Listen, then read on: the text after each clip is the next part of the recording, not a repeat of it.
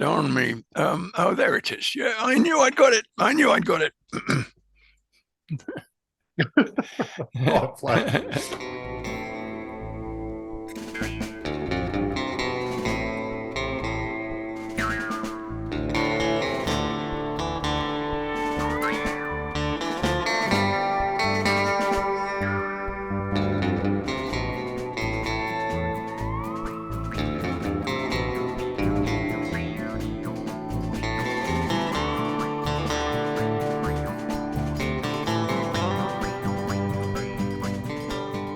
I start this video by thanking my Patreon supporters who help make it possible for me to make a living teaching subjects of my expertise in the world's most beautiful places. And to everyone who buys my books, thank you so much. You know, I so seldom see those in the wild, except perhaps a live event that I'm doing. It's that's very flattering. Well, tell us a little bit first. Well, let me kick this off, saying today, very honored to have Professor Tom Shippey, one of the most noted names in medieval studies or Tolkien studies. In fact, I think the first book I ever read by you was a biography of Tolkien. And I think that's something that you've become pretty well known for through your involvement, particularly with the movies. Mm. But we got in touch, let's see, in September, mostly because of your new edition and translation of Beowulf that's coming. So will you tell us a little bit about what this new edition and translation offers? What compelled you to do an edition and translation of Beowulf? Well, I should say that's the book. And it's a joint work. It's translated by me and edited by Leonard Neidorf, who's a professor at Nanjing University. And actually, it's more than that. I'd say that I can't remember when we talked about this, but we realized that there was a kind of gap in the market. There's lots of translations of Beowulf. There are several commentaries on Beowulf, but the translations don't have a commentary and the commentaries don't have a translation. So Sure. our idea really was to have a kind of full service Beowulf. It's got the text, if you want to see what it actually says. It's got my translation to see what, well, sorry, the text tells you what it is. My translation tells you what it says, and Leonard's commentary gives you a start at least on what it means. Mm-hmm. And there's other stuff in there as well. There's quite a long introduction by Len Neidorf. There's my preface as a translator discussing what translation is like. And then there's, as I say, a long commentary, and mixed in with the commentary, an enormous bibliography, which compiled by Len. I couldn't do it. I look at this sometimes and think, I'm never going to read all that. But if anybody wants to follow up any particular topic, because it's all done by done in sections, well, you can follow it up. And at the end, there's also an appendix by me on, and it's called Tolkien and Beowulf, a lifelong involvement. So it's considering Tolkien's relationship with the poem, as far as we can tell, from way back to much of it posthumous, actually. So it's really quite a thick book, and it's and the translation is I don't know, 20% of it or something like that. So that was our idea, and we think it's the kind of thing that you would need if you're going to do a course on Beowulf, if you're going to teach it or if you're going to take it. And that was really the plan. I should say also that this is the first publication from our venture, Uppsala Books, uppsalabooks.com. Have a look at that, and you will see this book. You will see our second book, which is a translation of the Bhagavad Gita from Sanskrit. And you'll also see the books that we intend to publish in the near future. and it's a very wide spread, but the general thrust of it, I suppose, is ancient texts, myth, legend, folktale, fairy tale, all those things, all of them, quite acceptable as topics. Okay, so that's what we started doing, and that's where we're at now. Where we go in the future, well, we'll have to see. Okay. I mean, I understand the exact kind of book you're describing. It sounds huge. I have not seen the physical book, Yeah. but it sounds like Kleber plus well, a translation, right? I wouldn't. I would hesitate to compare our work with the great Kleber and all his successors, of course, doing the 4th edition of Kleber. But yeah, that's a kind of idea. I can remember actually when I first started reading Beowulf, which would be hell, more than 60 years ago. I was in a seminar led by Professor Dorothy Whitelock, and the first thing she said to me was something like, I see you have Wren's edition. Why didn't you get Kleber's? Never heard of it, Professor. Don't know what we're talking about. But that kind of gave me a sort of sense of a sense of inferiority. I hadn't got the right text, I hadn't got the commentary, I hadn't got the translation, and I didn't know what we were doing. So I'd like to preserve other people from that, perhaps. Yeah, I remember I first read Beowulf in an academic setting at the University of Georgia with Jonathan Evans. Oh, yeah. And he got us all to get Kleber, which I think was 3rd edition at the time, because I think the 4th edition came out about a year after that. Yeah.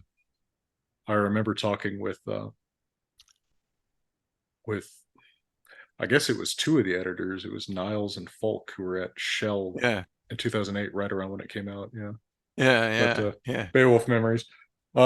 Would you maybe give us a taste of it? Would you read perhaps a selection from your translation to give us a sense of what Beowulf in your translation sounds like? Well, okay. What happened actually was this. Len Neidorf, he told me to translate the poem. Okay. I did a prose translation. Then he said, I think it would go better line by line. I thought, well, okay. So I did really what King Alfred did, perhaps many, many years ago, when he did the Metres of Boethius. They were translated into prose, and then he kind of turned them into, well, I wouldn't call what I do verse, but it turned it into something like a line by line version, which has the same 2-stress phrase, double 2-stress phrase idea. I'll give you a bit of it. I'm just wondering what would be a good bit to do. Well, we could always we would have a nice actually a nice entree into talking about the hammer and the cross if you read the first part with shield shaving. Yeah, sure. Okay, fine. Okay. I'll give the first 20 lines or so then. Right. Well, we've heard of the power of the Spear-Dane kings, how in days gone by they did great deeds. Shield with the sheaf, he often stripped away the mead benches from many tribes, from hosts of enemies, struck fear into the heralds, since he was first picked up, a naked foundling. He got comfort for that, throve beneath the sky, gained prestige, grew in reputation, until all the peoples round about him across the sea roads had to obey him, give him tribute. He was a good king. To him in time a child was born, a young one for his home, sent by God as relief for his people. God saw the dire need they had endured so long without a king. So the Lord of life, the ruler of glory, granted them to have success in this world. Well, okay, and that's about it. I like it. It reads very good. well. Yes, there, as I say, there are many translations, and some of them also read very well.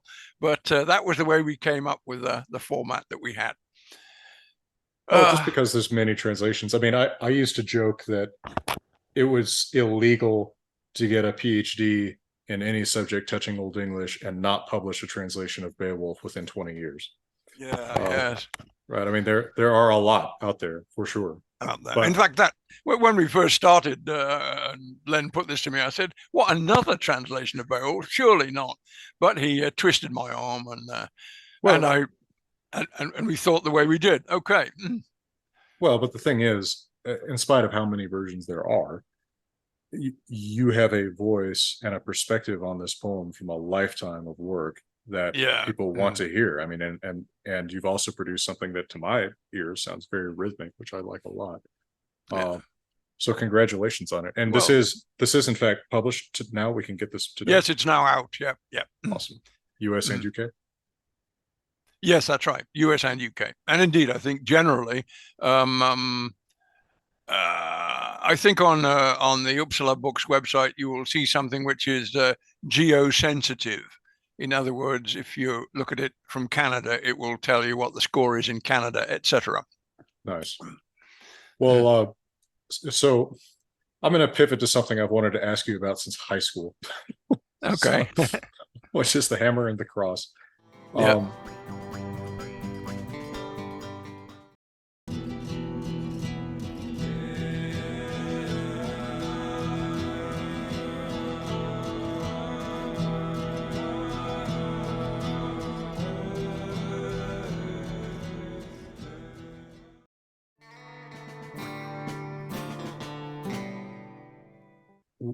Could you tell me the story behind that trilogy? Because and my pivot here is shield shaving. Yeah. And Beowulf. You take the name, well, shield with a sheaf, and you and or Harry Harrison. I'd like to hear how this worked. Spin out this story involving Sheaf, Shev, the English slave turned Norse thrall, turned Norse jarl. How did this come about? Who approached who wrote what? I'd love to hear about this. Well, there's this kind of parlor game when you say three things about yourself which define you. Okay. And let's think. Probably the first of them in my case is I am a science fiction fan.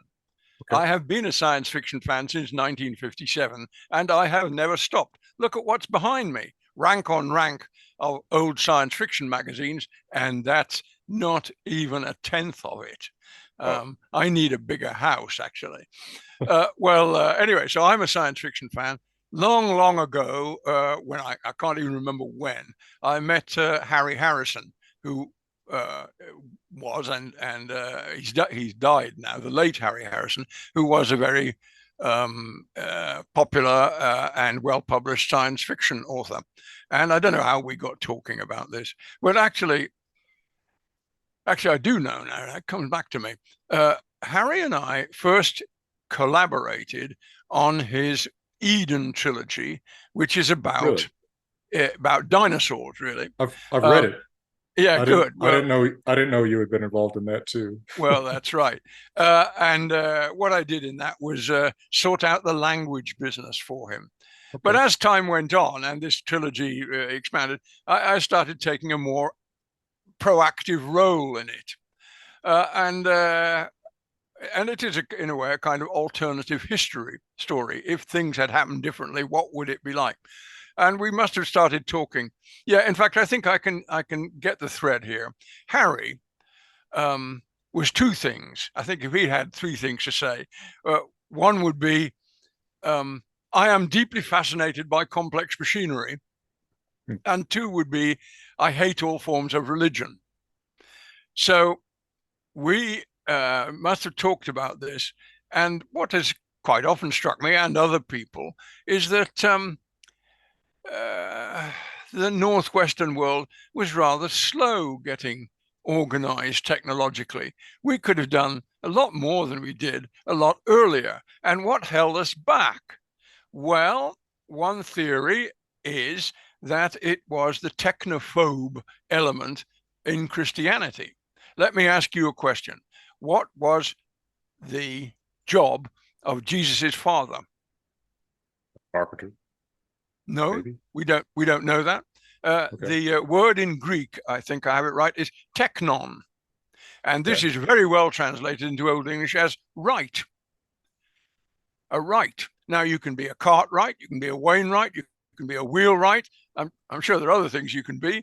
But my point really is that he might have been a blacksmith.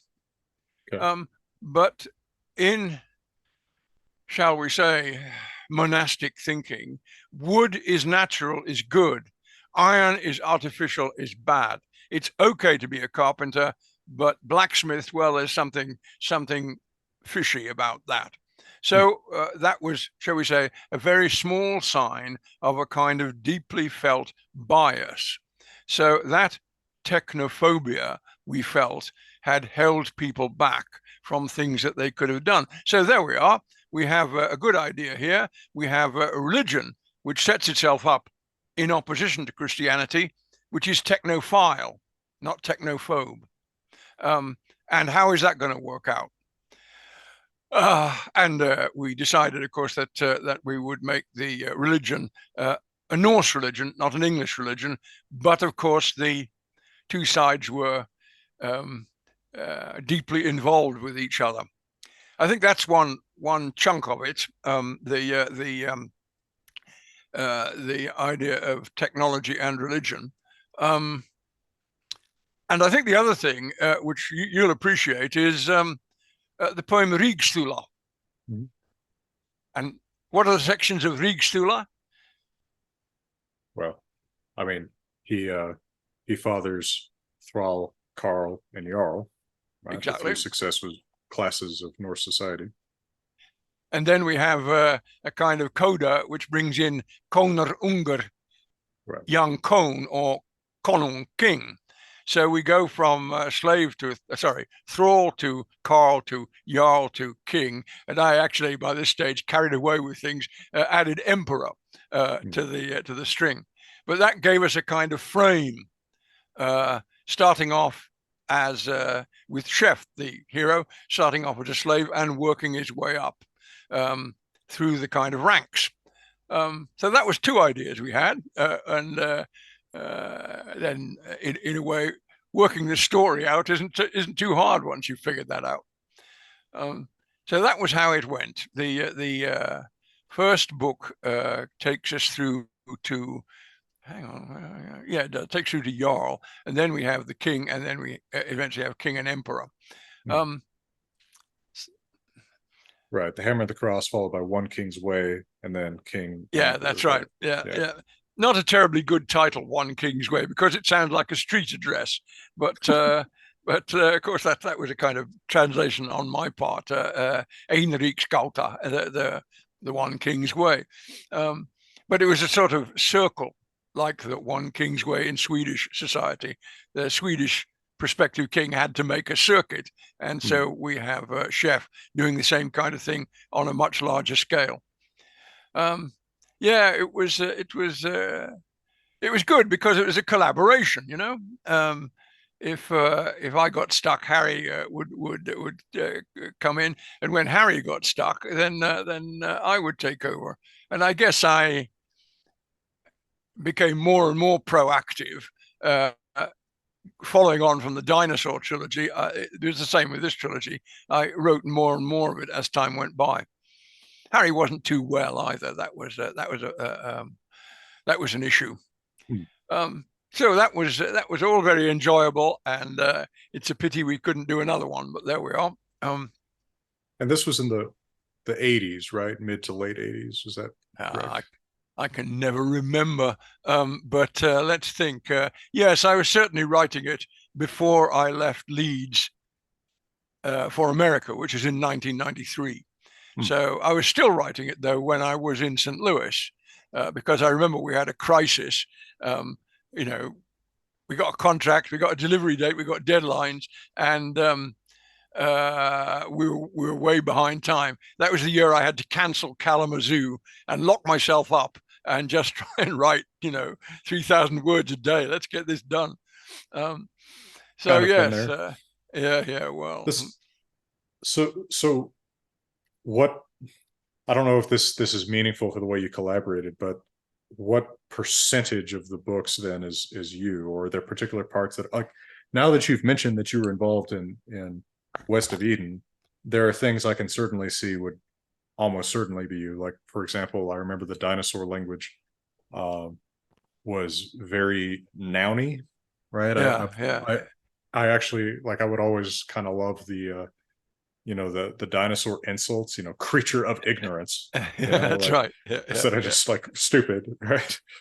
Um, Yes. that kind of thing was just so cool, because it was like, oh yeah, this really feels kind of, you know, alien. It's not just a translation, a calc of English, like, like a Yeah. Star Trek language or something. Um, I should say that Harry was a pretty fair linguist himself, because I think I can say this without disrespect. Long ago, um, he decided he didn't want to pay taxes anymore because, as he put it to me, if you give the government money, they just spend it on the military. And Harry, who was, I may say, a former NCO, a former sergeant, and a gunner, a flight gunner, he he really disliked the military, so he didn't want to give them any money. And this, of course, in a way, cost him a lot of money because he had to keep moving. yeah. So he went to Mexico, and he went to the Netherlands, and he went to Denmark. And of course, he picked up languages all the way. So he actually was quite good at Danish, and I'm sure he could make a fist at Old Norse too, from knowing the modern Scandinavian language. So he certainly contributed a good deal to that. As for Okay. what the percentages were, well, I don't know. I can only say I think they increased as time went by, but it's not so much the wordage. If it came to the ideas, it was about 95% Harry. I see. So I couldn't have done it without his setting things out for me. So And yeah, and I mean, I'm just thinking about uh, those two trilogies, both of which I've read a couple times at least. mm, There's an interesting difference of tone between. In some ways, they're similar stories, right? yeah, About a person who's kind of caught between two worlds, yeah, something of yeah. a linchpin between them, and Mm, exploring an alternate history of different kinds. That, but there's a pretty big difference of tone. I think the West of Eden trilogy is sort of warmer mm, than the Hammer and the Cross. The Hammer and the yeah, Cross has a hero who can be extremely cold. yeah, Um, right, that's part of his ascension to Jarl and yeah, King. yeah, Whereas West of Eden is, you know, it's it's yeah, yeah. it's it's definitely a warmer story, a warmer Yeah, hero. yeah. Well, So actually, when we were doing the Hammer and the Cross, uh, every now and then Harry would say to me, as I worked out another particularly gory and horrible scene, he'd say, "You just made that up, didn't you? I mean, we can't write that, can we?" I'd say, "Actually, Harry, we have very good evidence for that. No, I think that's perfectly okay." And what can I there's say? Old Norse literature is, yes, I think cold is fair enough, and yeah, quite often cruel. Um, you yeah. know, my other book, "Laughing Shall I Die," Mhm. which is lives and deaths of the great Vikings. I think the big idea in that was, um, perhaps guys who go on dating sites like to advertise themselves as GSOH, good sense of humor. But, Okay. but I think in the Old Norse world, the real thing is BSOH, bad sense of humor. Hmm. And that kind of,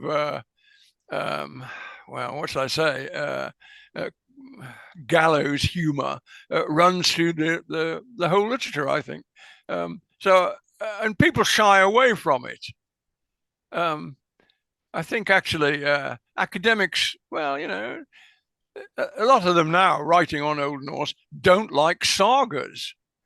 I Sure. mean, they say so. They say, what was it? One of the recent ones said, much too male oriented, much too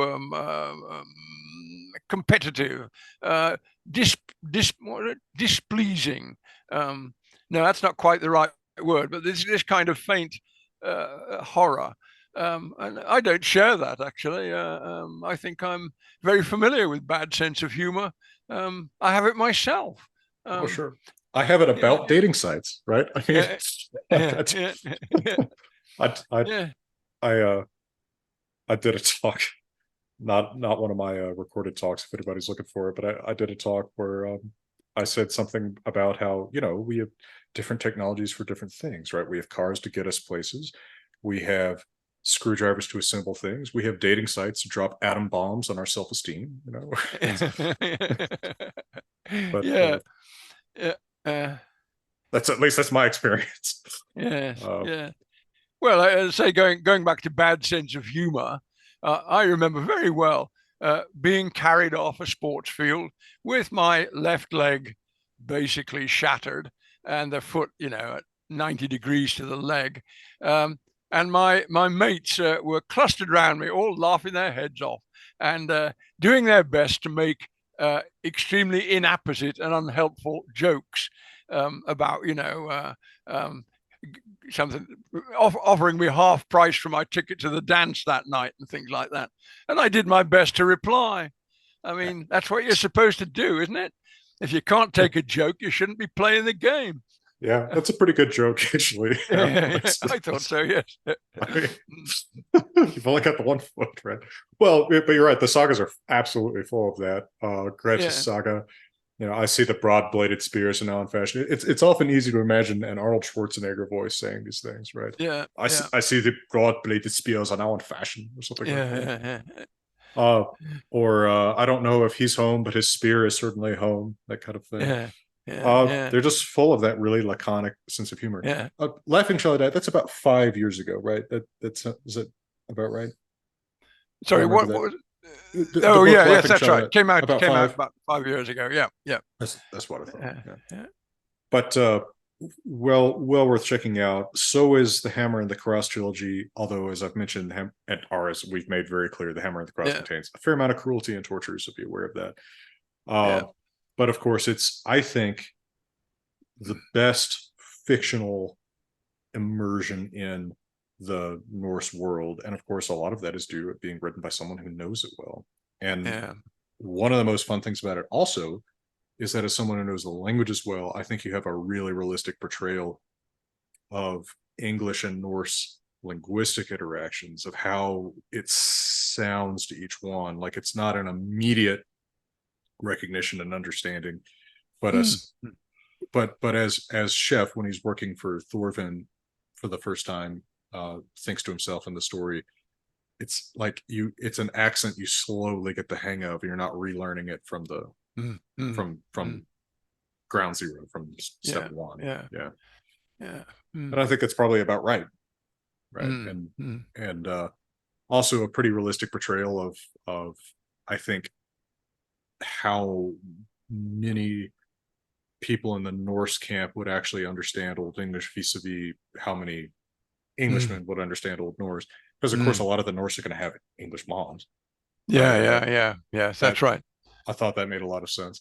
And it's also, for what it's worth, while I'm reflecting on this series that I've been familiar with for 20 years or so, I think it's a great treatment of the Ragnarsons. You know, that's another thing where kind of like Beowulf, it seems like everyone who's involved with Norse cities has to do something, has to somehow touch the Ragnar Lothbrok mythos. And I think that your version of them has such an interesting, distinct personality set. Yeah.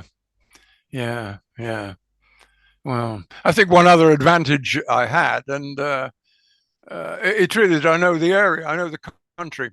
Sure. So it was, I think, right at the start, there's a description of the shipwreck, basically off the Humber estuary.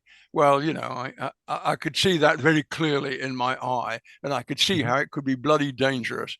And actually, my ancestors, not very far back, all lived there, just up the road from there, just up the coast from there, I should say. And they were all fishermen. So I felt I had a pretty good understanding of that sort of situation. Oh, Though of interesting. course it's also patched out by saga descriptions, again by somebody who obviously knew the area well, and the particular dangers just along that stretch of coast. So that was a help, I think. I often was encouraged to keep going by thinking about where it all was and how far it was and how long it would take and what were the obstacles and so on. There That was an makes element perfect of sense. realism in it then. That makes Yeah, perfect sense. And yeah, I hadn't considered that, but of course, then also as the mappa is coming together for Shep and his companions, right? As they're yes. assembling, as they're actually creating this map, um, Mm, you yourself know what that map looks like, and mm, okay, mm, that makes a lot mm, of sense. That's actually probably pretty good advice for fiction writers, is to write maybe not exactly what you know, but where you know. yeah. Oh, and one other thing, which is a great help, is that one of the technological devices I introduced early on is the catapult. Mhm. I was actually a member of a catapult crew, and again had Huh, a very good idea of what its weak and strong points were. Um, I'll be. I was really, I had no idea how it was like that, but what I could say is the kind of sling catapult that I started off talking about. It was very good for line. You could actually be sure it's going to go like that, but it was very difficult to get the range right, I'm sure. because that involved fiddling with the little pin which held the sling on. Um, and I guess again, I also thought actually when we went on to torsion catapults, which I had seen in actually in a Scottish castle at Carlaverock, I thought, having had a look at them, I thought, blimey, this is the kind of machine which should only be operated by sergeants with 50 years experience. No, 50 is too much. 20 years experience, because they're so damn dangerous to the user. If those ropes break, you're a dead duck. Mhm. And indeed, there was a scene in which I had a rope breaking, I because did I not. was so aware of the danger of this sort of thing. I did not Mm. realize that came from personal experience. How Well, did you get that's right. involved in Yeah. catapulting? I mean, is that like a college Oh, club or what? no, no, it was just it was some kind of hobbyist thing. It wasn't me; it was other people. I just joined in. Oh, and the other thing I concluded, which I made something of, is that the worst people in the world for manning a sling catapult are American graduate students, because they all do different things. Um, they tend to talk all the time, and there's very little sense of discipline. Hmm. In fact, the right kind of person you want for a catapult crew are a bunch of slaves who are used to doing what they're bloody well told. Um, and I made that a part of the trilogy as well. It's a Um, big plot you point, don't need strength; you need coordination, and right? that's hard to drill into people. I should say actually that in my very far off youth, I actually was also I did a course on artillery, real artillery, 25 pounders. So I had a very strong sense of what the battery sergeant major would say if I stopped doing what I should be doing and expressed my own opinions. No, no, no. We had a drill, and you stuck to the damn drill, no matter what. Um, yeah. So all that kind of mixed in, I guess, life experience coming through. That makes perfect sense. Although I would never Mm-hmm. have guessed that the catapults had anything to do with life experience. I mean, when you mentioned that Harry was fascinated with machinery, I figured that was a big uh, part of why you have this sort of Mm. mini industrial revolution in this. In the, Yeah, yeah, yeah. but that I guess that also sort of comes up in West of Eden. There's sort of some technological steps like that ahead of their time. Although I more dimly remember those. It's been longer since I read those. Yes, yeah, yeah. Oh well, actually, I know. As you see, looking behind me, there's these bookshelves and bookcases all over the place, and many of them now are double banked. So I've got books behind books, and darned if I could find the Eden trilogy the other day when I looked. It's in there somewhere. but I'll have to dismantle several shelves in the hope of finding it. Here's an idle question: Is there an audiobook of The Hammer and the Cross? No, there isn't. No, no one's ever suggested it to my knowledge. Um, I just feel like it would actually make a pretty fun audiobook, and yeah. I'd maybe I should go record that for you. At least I could pronounce the languages. Well, that's right. That's right. At least you could. Which actually, as the series goes on, more and more are involved. Right. By the third book, you get into Spain and yes, that's right. The whole business of Greek fire. Harry was that was Harry, you see. Yeah, I said he was fascinated by complex machinery, and he had the Greek fire thing worked out very well, I thought. I forget quite what the details were now, but there were some good ideas there which I immediately pinched, and perhaps I should pass that on to Byzantine scholars, but then they probably wouldn't take any notice. Oh well, who knows what people take notice of or not? Yeah. Could I pose you a few questions that have come up in the comments from Patreon? Yeah, sure. I see it. Yeah. Where do you want to go? Well, I'm just going to go up to the first one that I saw. Payson asked a question. He says, the impression I have is that with Tolkien, part of his motivation was to breathe life into old languages, stories, and heroes of this part of the world that were the subject of his J job. For many of my generation, this has resulted in a resurgence of interest in historic pre-Christian culture and was a vector for transmission and introduction to it. We know Tolkien was a Christian. From your studies, do you also recognize this aspect of his motivation, or do you not see this as accurate? Actually, I was just looking to see if I've got that on the chat. It should be in the chat. It should be in the chat. Yeah. Oh yes, there we are. Part of his motivation was to breathe life into the old languages, stories, and heroes. That's right. No, I think it's perfectly accurate. And I would add another thing, really. Breathe life into the old languages, stories, and heroes. Well, Tolkien actually thought that life hadn't gone away. It was just that we were not aware of it. For instance, here's something he said to me when we were having dinner at Merton College. I'd been talking to him about rugby because we both played for the same team. Him just a few times and me for many years. And I was just telling him how the club was doing, and Tolkien was very interested. Nobody else in my circle was interested in the slightest, but Tolkien was. And he really grilled me. And he was particularly interested in a guy I mentioned whose name was Peter Neave. Okay. And I know why now, but I didn't then. And he said to me, what do you think the word Neve comes from? What do you reckon, Jackson? What do you think it comes from? How is it spelled? Neave.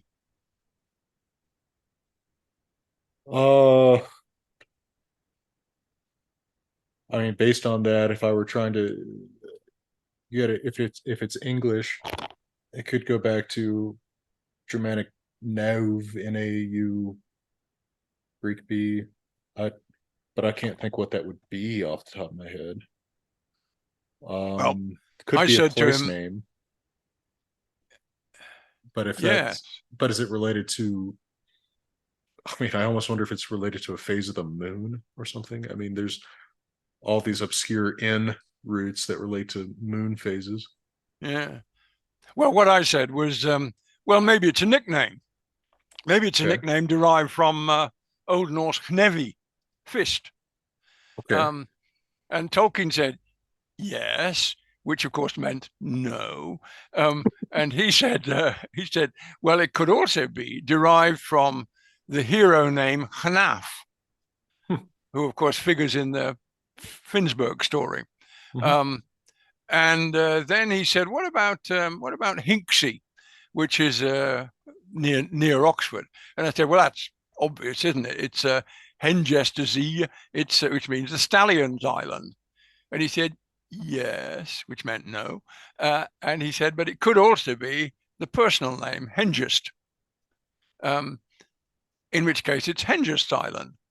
And his point was that these hero names continue in place names and in personal names. And actually, the name Neve was of great interest to him because his Aunt Jane was called Neve. So he was wondering whether my friend Peter Neve was a cousin of his or something. And it's quite possible, I don't know. But certainly his basic idea was that this kind of knowledge, well, illusion, whatever it is actually still in the language, still in the place names, still in the people's names. It hasn't gone away. We're just not aware of it.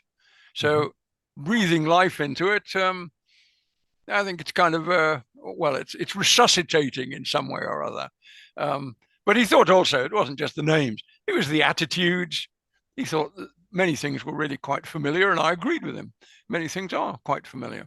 So it's not a completely alien culture, and in a way, that's one of the reasons why Middle Earth, I think, has been so successful. It's unfamiliar, but it's not completely unfamiliar. The hobbits, in particular, are not unfamiliar at all. So all that is a kind of blend. I'll give you another example, actually, and it's another test for you, Jackson. I was talking to a pal of mine called Sturzacker, and I said to him, well, it's a German name, isn't it? It must be Sturzacker, kind of jumping field or high field, something like that. And he said, nope, it's Old Norse. Okay. And I said, huh? I also added something displeasing along the lines of, what the hell do you know about Old Norse? You're a bloody mathematician. But he stuck to it. No, he said it's Old Norse. What do you think Sturzacker is then in Old Norse? Could be like Steers Acre, or yeah. How was he spelling it? Oh, that helps us actually. In fact, it's Stirz in modern English, but anyway, my pal said, no, it's good Old Norse, and it means the field of strife. Sturzacker.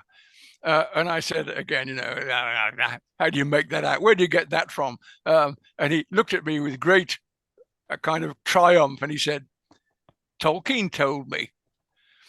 Okay. There you are, trump card, can't argue with that. But I think Tolkien, if he met people, I mean, probably the first thing he thought was, what the hell does his name mean? Sure. Well, yours is easy. Oh, is it? I don't think so. What do you think it is? Ship Island, right? No, well, I mean, the Oxford Book of English Surnames says something like it's Shippey, which is Island of Sheep, which of course is like Shippey off the coast of Kent. But actually, I know quite well that my family came from a highly creolized area in which first Old English sh becomes Old Norse sk. So Shipton becomes Skipton.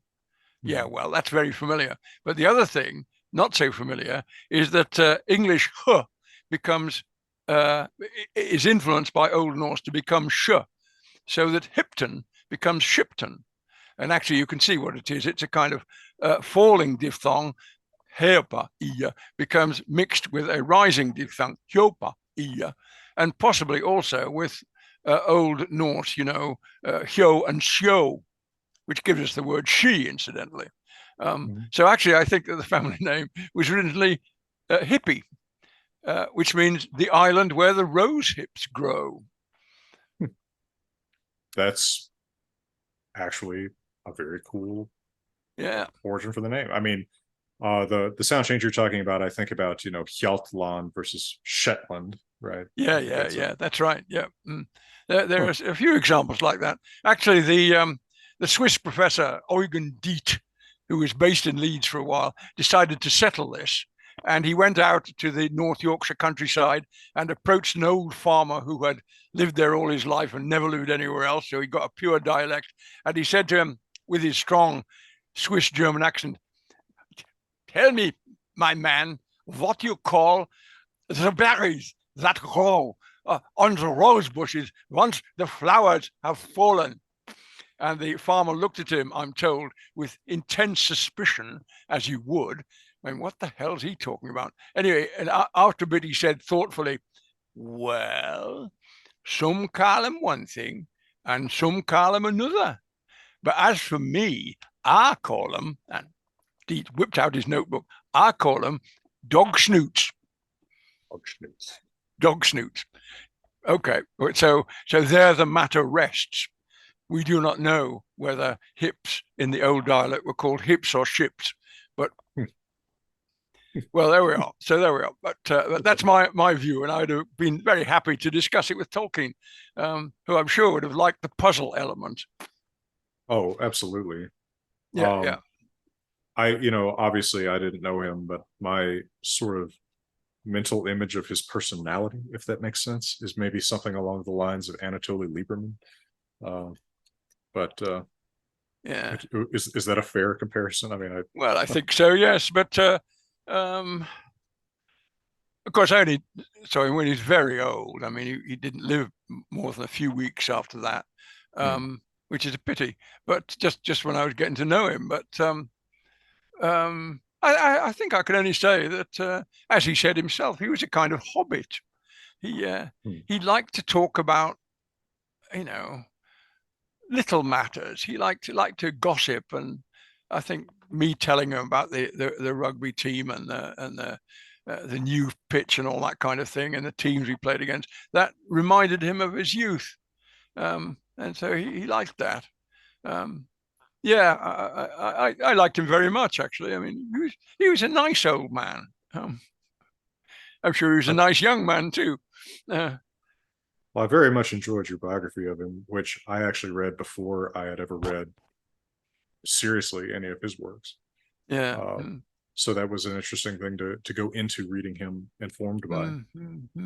There's a kind of addition to that, and if you go to the website academia.edu, which I'm sure you know, you'll see it there under my name, but it was co-authored with my pal John Bourne, and it's called A Steep Learning Curve, Tolkien and the British Army on the Somme.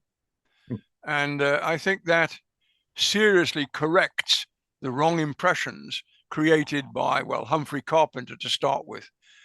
He really got the wrong idea about that. And the right idea is really rather surprising. And I think tells us quite a bit about his attitudes and how they played through into his fiction. So have a look at that. I think you'll find it entertaining, at least.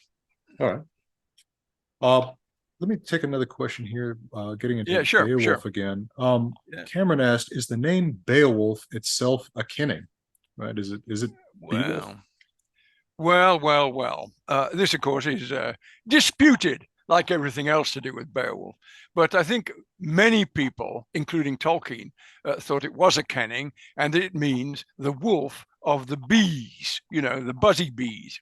And the wolf of the bees is the bear, because the bear, we all know, you read Winnie the Pooh, he raids the beehives for their honey. And indeed, the Latin word for bear is I don't think I'd call it a kenning. It's a kind of, it's avoiding a taboo word. And it is medved, which means honey eater. So you don't say the bear, because if you talk about the bear, well, naming calls, you might call one. So you call it the honey eater instead. So the wolf of the bees, then, the destroyer of the bees, is the honey-eating bear. Okay, well, that's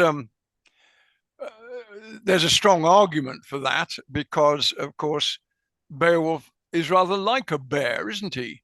He's terribly strong. He fights barehanded, no pun intended. He's a very good swimmer, just like polar bears. which are basically amphibious. And he is also, well, some people say and some people don't, he kills people by bear hugging them. Day Well, Raven, I'm thinking of, the Frankish champion. Well, maybe, well, Rob Falk disagrees with me about this, but I say no, that looks to me like a bear hug, in which a bear hug snaps your rib cage. What is the house of bones but the rib cage? You smash the rib cage, and the broken ribs will go into your lungs and your heart and kill you. That's the way it works. So that's the argument for wolf of the bees equals bear. But Rob Falk says no. It's I think it's a theriomorphic name. It means wolf, follower of Beo, the god, Beowulf, and Beo or Beow, of course, appears in Beowulf in line 20 or so. So it is, and of course, his cognate in Old Norse would be Bigvir. And these are names of a little recorded god. But in that case, Beowulf would be very similar to Thorolf, or what's another one which ends in Ulf? Another Old Norse name. Ingolf. Ingolf, of course, that's right. So and again, Ing, another largely forgotten god, but of the same sort of age, you might say, as Beowulf. So there are the two views: the bear one, or the follower of the god one. And I think you can take your pick. I'm more persuaded by the bear connection. Big Veer is, I mean, he's mentioned once in Locusena. Like, we don't really know that this is some kind of major figure. And Beowulf is so bear-like, and he's very much like Bolvar Bjarki in Prof Saga Kraken. Absolutely, yes. That's another bearing on it, isn't it? Oh dear, I keep making these unfortunate bear jokes, and I don't mean to. Yeah, that's right. I kind of love it. I think we can bear the strain. It's, but yeah, I think the bear explanation certainly is a little bit more persuasive. But the Big Veer idea is interesting. I mean, I just don't know that there's anything persuasive to connect him to this minor servant of Freyr that's mentioned in one place. Yeah, Tolkien, of course, definitely accepted the bear story because he actually decided to write the fairy tale, which must have been the basis for Beowulf, for the poem, and he wrote it in English, and then just to show it could be done, he wrote it in Old English as well, and it is clearly a variant of the Bear's Son tale as recorded by Friedrich Panzer. I don't know this work by Tolkien. What is that called? Where is that? It's called Sellet's Spell. Wonder Tale, and he attached it to his translation and commentary on the poem. Very good. His translation was the only one I ever used to look at because I figured Tolkien's opinion was always worth having. But unfortunately, his commentary is only partial. It only gets as far as line 800 or something. So we don't know what he thought about a lot of things. But yes, he said that Sellet's Spell is definitely a variant on the Panzer story. Well, I'll have to look for that. I've actually never seen his translation. Yeah. Okay. Well, I will admit but that was published maybe 10, 15 years ago. I think it was 2014. Oh, okay. 9 years ago. Yeah. Around the same, I guess, sort of around the same time as his Legend of Sigurd and Gudrun. Yes. I forget the date of that, but yes, that was also. But Tolkien, really, the amount of work that has gone into editing his posthumous works, his kind of nachlass, is very considerable. So the Sigurd and Gudrun, but the one that I think we all ought to paid much more attention to was Finn and Hengist, in which he gave his interpretation of the Finnsburg story, which clears up a lot of problems and and this is something again. I wish he was alive so I could talk to him about it.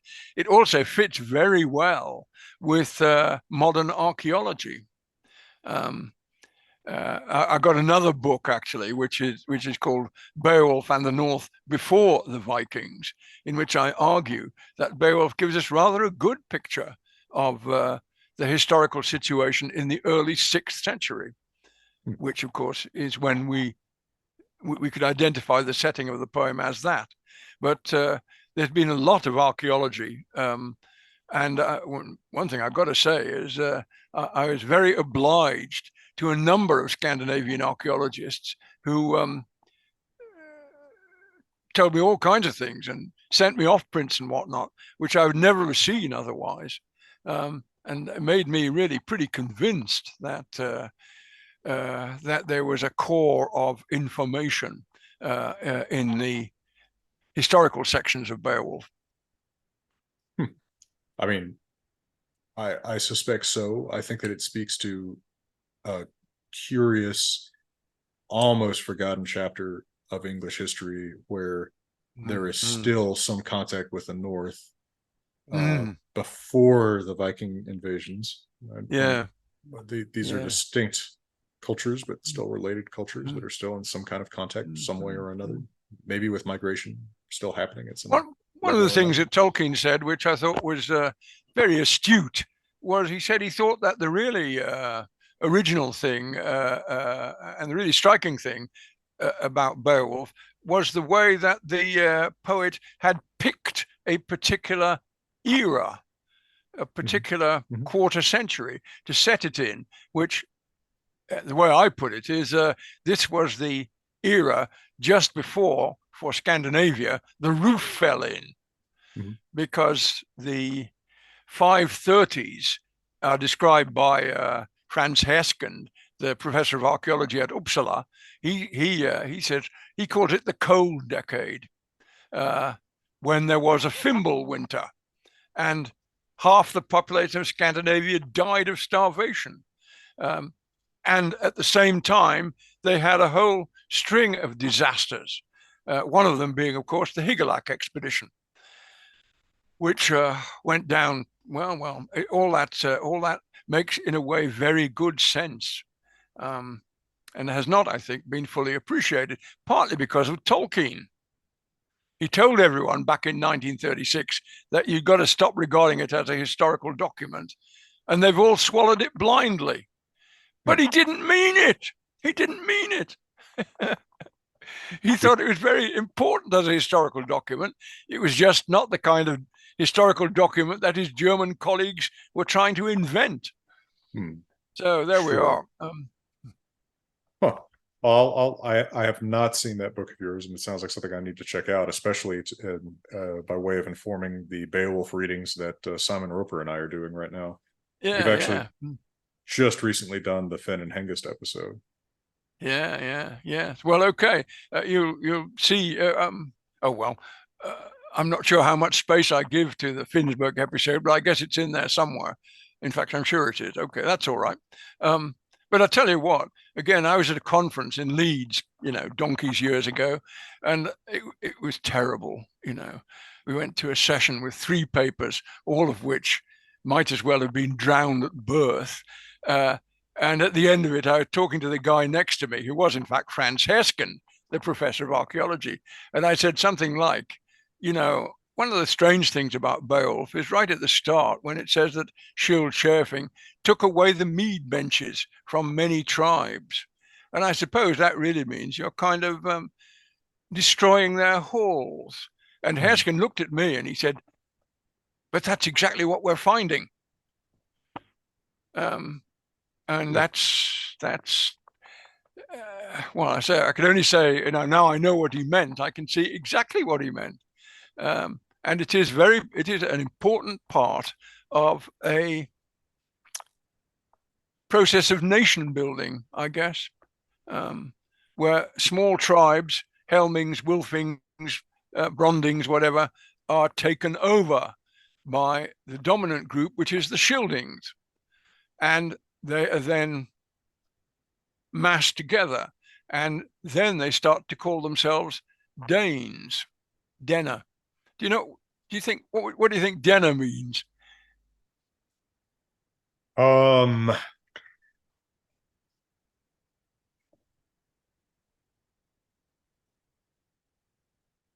boy, I don't know if I have a good guess about this. I've never considered it.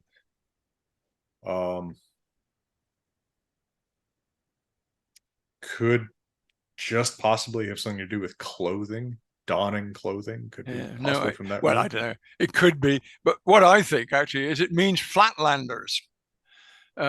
There's a word for a threshing floor, a flat floor, which is something like that. I've forgotten what the exact form of it is, but I think it's what other scans call them. They call them the flatlanders because Denmark is actually, most of it is flat as a pancake, actually. As Norwegians say in a rather scornful tone, they say the highest point in Denmark is a 170-foot hillock, and they call it Sky Mountain. Yeah, Himmelbjerg. How daft can you get? Yeah. So, well, I mean, I'm familiar with disdain for flatlanders. I mean, it's a tradition alive and well in these parts. Huh. Okay, I can see it.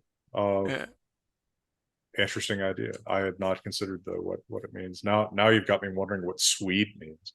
Well, that's a good one, yes, because that's sort of recorded early on by Tacitus, and there was a very good commentary on Tacitus by a German called it escapes me, but he considered all these names and gave solutions to all of them.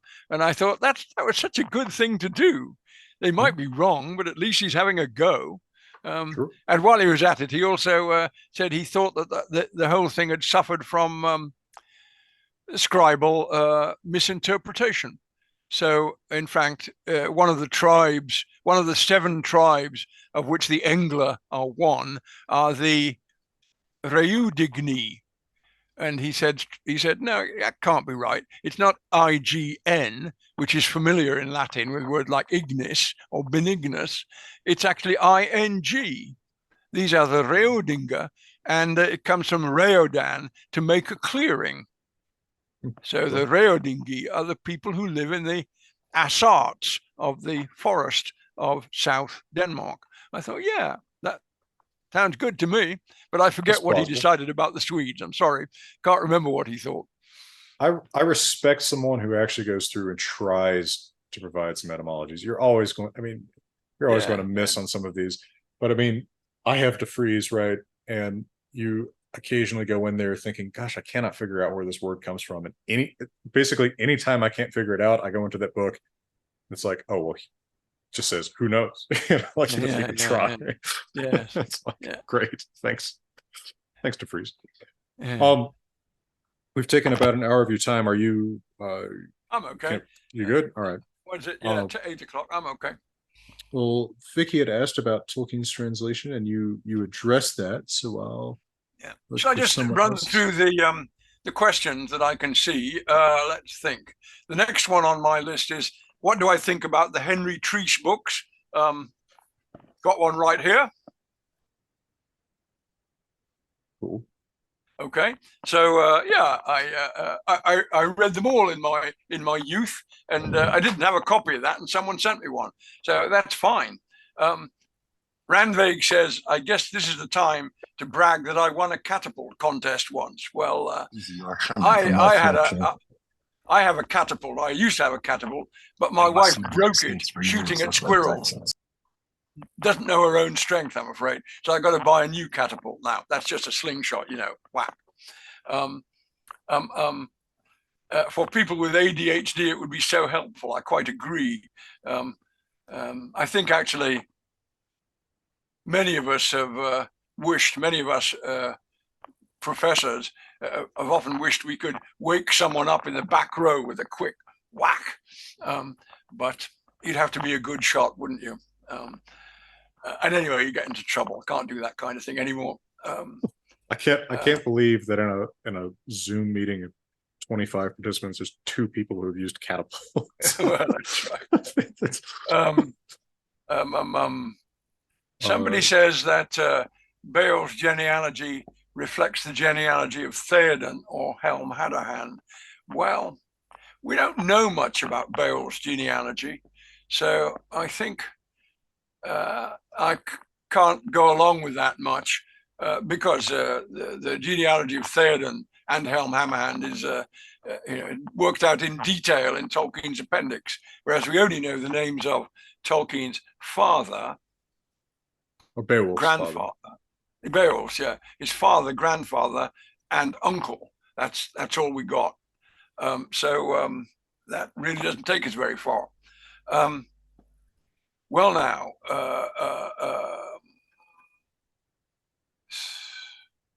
someone says, Kathy, that she searched Audible. I don't know what Audible is. And she sees Hammer and the Cross and One King's Way. So perhaps there are audiobooks, in which case a good question would be, where are my bloody royalties? Yeah, exactly. That's right. Yeah, yeah. Nickname culture is, of course, alive and well in Yorkshire working class. Yeah, absolutely. Well, do I know it? Ever since, actually, not just in Yorkshire, I have been known as Baldy ever since I was 21. Most unfortunate. There you go. Yeah. I have no nicknames that have ever stuck. Yeah. But I have given nicknames that have stuck. No. Somebody says the Pike Spy. Where are we? No, it wasn't. I don't know quite who this is. Important for me that he was an immigrant. Well, in that case, I'm an immigrant. I was born in Calcutta. My mother was born in Calcutta. Lots of people I know were born in Calcutta. I went to a school which was set up for people whose parents were in Calcutta pretty much.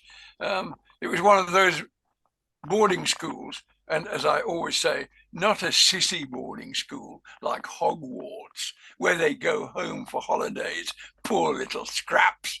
We were in there 365 days a year, and we saw our parents once every 3 years. If we could remember what they looked like, if they could understand the way we talked, because by that stage we all had thick Scottish accents. Yes, well, immigrants is as immigrants does, or something like that. No, there's a different kind of immigrants, shall we say. What do I think of Tolkien's prose translation? Well, it's very good, but it's old-fashioned, and it also is tendentious. Tolkien, in a way, would use what I think are anachronistic words, like, knights, instead of warriors or nobles or whatever. But to me, knights are guys on horseback, and these guys are not on horseback. But he just wanted to, I don't know. He wanted to preserve the continuity, I suppose. But it's also very, very old-fashioned. I mean, he must have written it, 70 years ago. And even then it would sound old-fashioned. Somebody suggests there's a connection between Beowulf and Old High German Beowulf, and I think probably not. I would think the first element is really different and is probably derived from vulgar Latin bero, which is the ancestor of our word baron, and means, high-ranking good person. Lord Wolf. Lord Wolf, that's right, yes. Well, is his syntax a unique style of its own in the Silmarillion and so on? Well, yes, but there were other people who wrote a bit like that. For instance, the obvious one is William Morris, who was in some ways a kind of forerunner of Tolkien, in many ways a forerunner of Tolkien. So yes, I guess there's a similarity there. I used to play a game in grad school called Typo or William Morris. Yeah.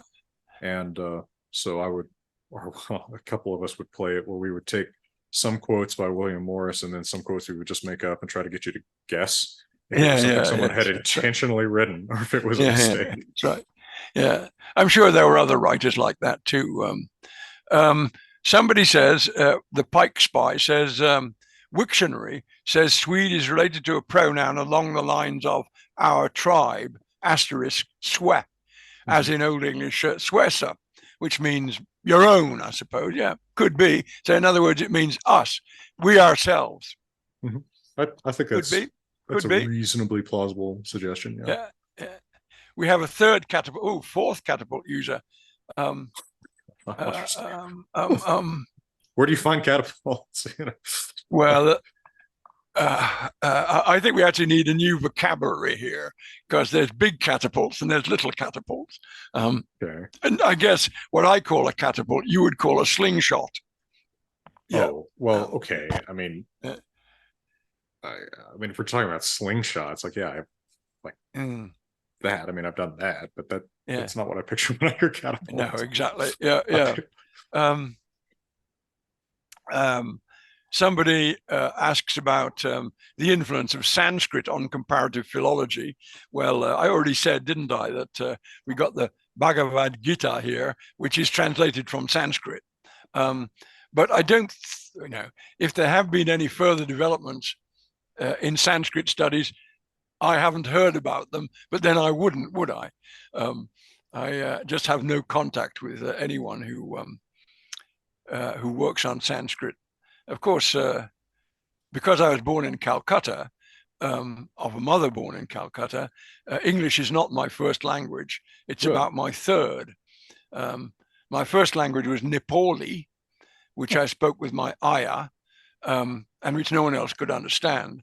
And my second language was Hindi. And certainly when I first went to England, I could speak English, but I didn't because I knew everybody spoke Hindi and not everybody spoke English. So you might as well talk Hindi. And that was how it went. I think I was left with an elderly female relative. And when my mother came to collect me, she said in her North Yorkshire accent, she said, he's a canny man. Talk all the time. Cannot understand a word he said. So that was it. Do you still do you maintain? No, I'm afraid the Nepali has vanished because I haven't spoken it with anyone except my ayah, and I last saw her more than 70 years ago. Hindi, bits of it pop up now and then.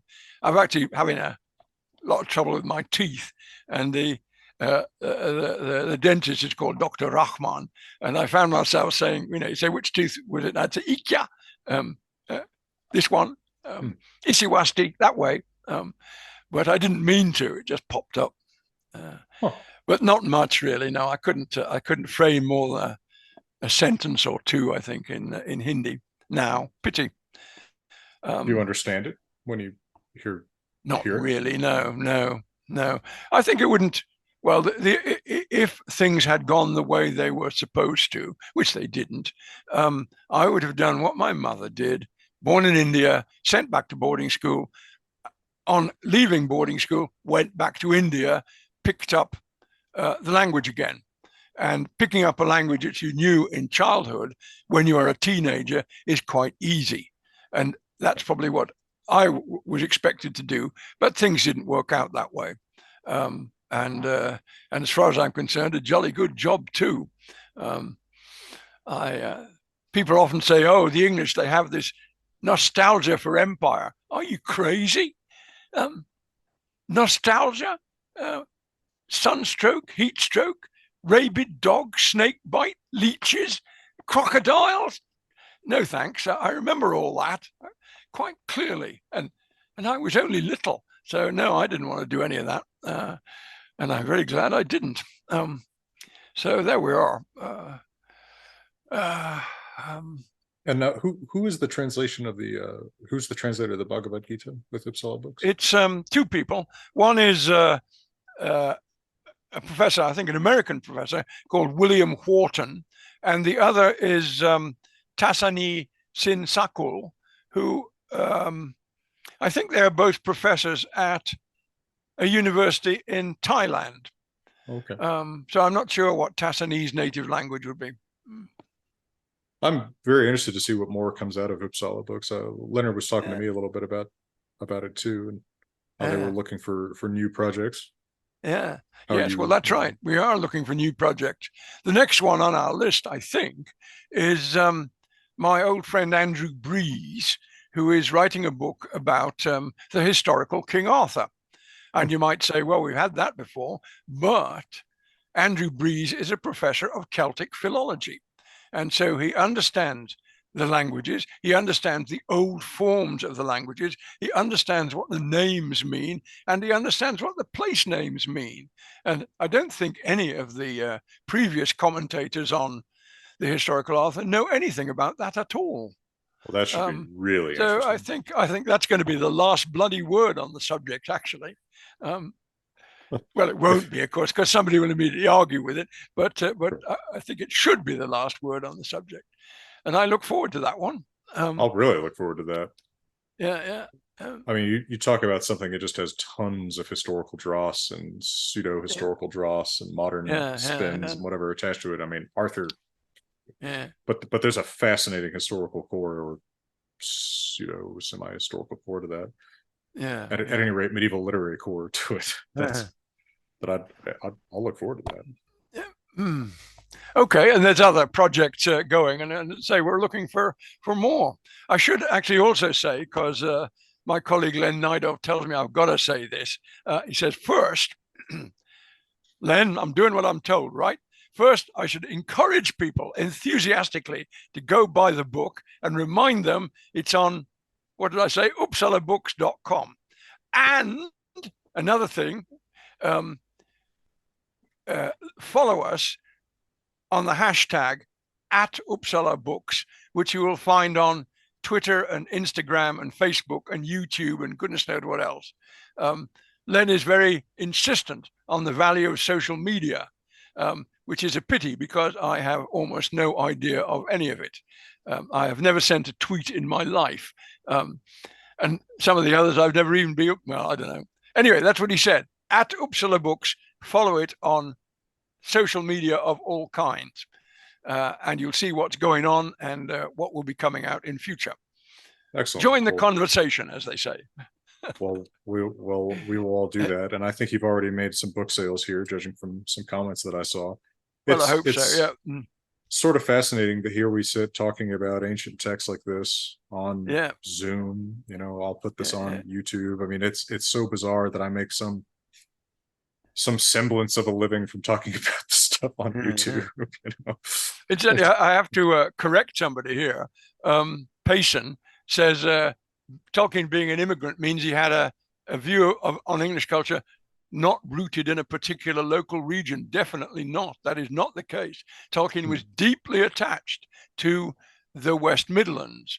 And I would say that there are 3 counties which meet in Birmingham: Warwickshire, Worcestershire, and Staffordshire.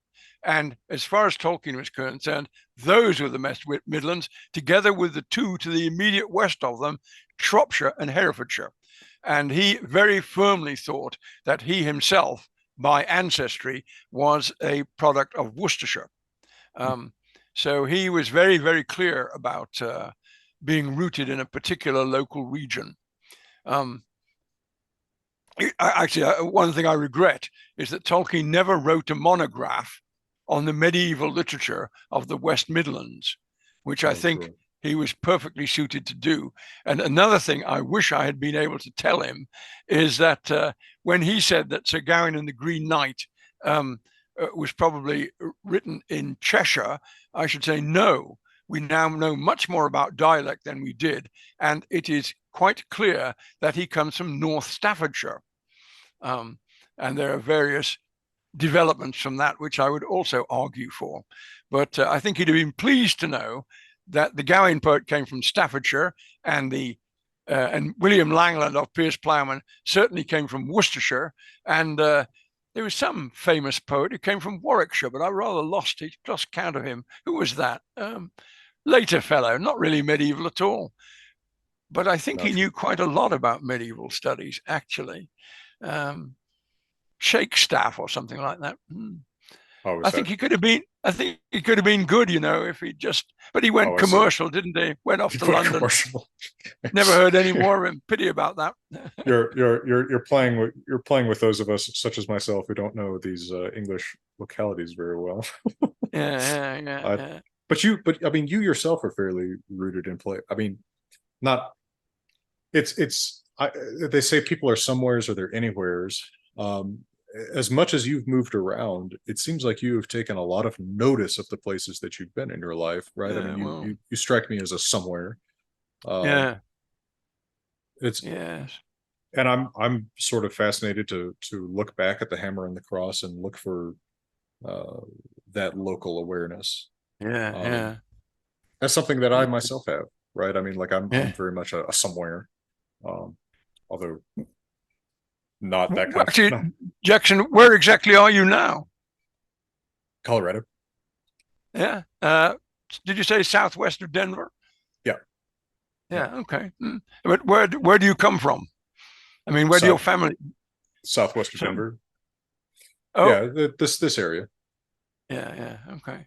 Uh, Yeah, I came back here, um, back to the more immediate area where I grew up yeah, this year. yeah, yeah, yeah. Yeah. Well, that's good.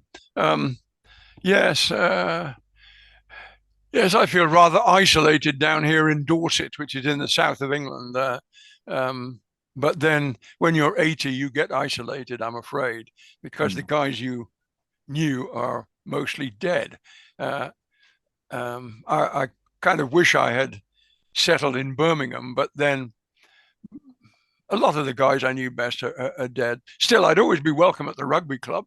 Um, and it's a pity I can't turn up there. Otherwise, I'd go every Saturday um, and cheer them on.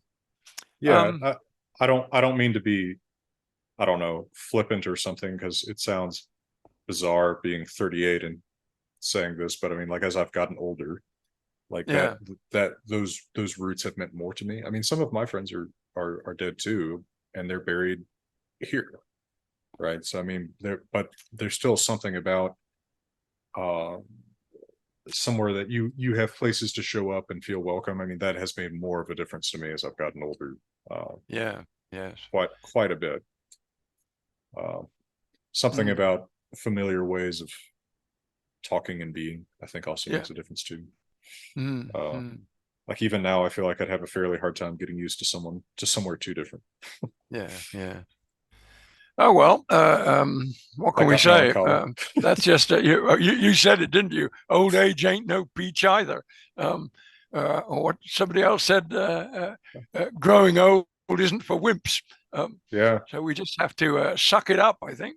flattered flattered by the cowboy album all Yeah, yeah, illusion there, yeah, which is a big part of my rootedness in place, right? I mean, you can see yeah, that yeah, very obviously there. I actually just yesterday, this is just an odd reflection on this. I'm trying to get more work doing voice work. So audiobooks and video game and cartoon characters and commercials and things yeah, like that. So just yeah, yesterday, this is why I brought up the audiobooks, but just yesterday I was in a studio recording demos. So demos for me doing commercials or demos for yeah. Mm-hmm. characters. There's two different demos.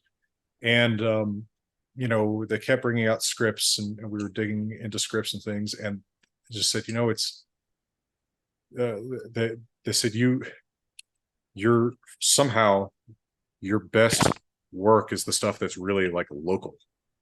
Like Yeah. Mm, somehow the localized things, mm, you mm, sound more, you mm. just sound better or something like that. Like you Yeah, yeah, thought, oh, that's kind of yes, interesting. Anyway, I yeah, didn't mean to go off on yeah. that much of a tangent. Sorry, say Um, again. didn't mean to go off on that much of a tangent. Oh no, no, it doesn't matter. That's all interesting. I think I've answered pretty much all the questions on the chat.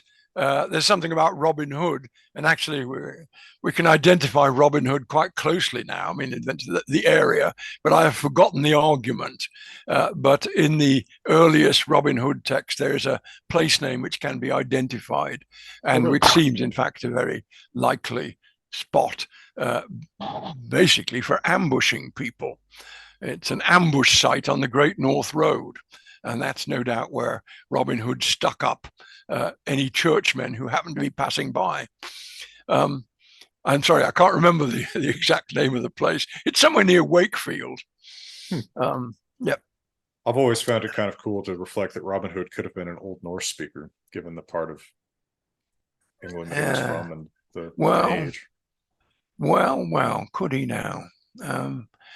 I'm just reflecting. I think the area my family come from is probably the most Old Norse speaking area, North Yorkshire and also East Yorkshire and Lincolnshire, those three counties down the East Coast. You go across the Tees and the Old Norse names stop immediately. Obviously, there was some kind of barrier there, which I imagine was the family who controlled, what's it called? The big castle, not Brunanburh, not Babenburh. Oh dear, I've forgotten. But the family of Uchtred, they probably prevented spread of Norse. Also, well, anyway, that's what I think. So, but then of course you also have the five cities, the five boroughs: Nottingham, Lincoln. I already said Lincoln, Stanford, Derby, and Leicester. That clutch of East Midland counties, not West Midland counties, they are also quite strongly Old Norsified. Well, as I could tell from the name, Danby. Yes, well, that's right. Yes, and Derby. I forget that again had an Anglo-Saxon name which ceased to be used, and it became Diorabu. Okay. Peter Clarkson says, "I'm from Whitby." Yeah, well, I know Whitby well. Bamborough. Thank you, Peter. That's what I was trying to remember. The family who ruled Bamborough. I think they were very powerful in the kind of late Viking period and well able to defend their territories from all kinds of incursions. Well, Professor Tom Shippey, it's been an honor and a pleasure to have your time today. It's been really cool being in touch with you these last few weeks, and I've got to get a hold of this edition and translation to look at. Yeah. Okay. So thank you again so much. And, well, thanks very much, Jackson. Glad to talk to you all, and perhaps we'll talk again another time. I'd love that. Yeah. I'd like to talk about your translation actually, but that is perhaps for another day. Well, that might be another fun discussion we could do one of these days. Yeah, I'll email you about it. Yeah. Well, okay. For now, wishing you all the best over there, and all the best to everybody else. Thank you so much for your time. And okay. Talk. Bye, everybody. Soon. Good Bye. talking to you. Yeah.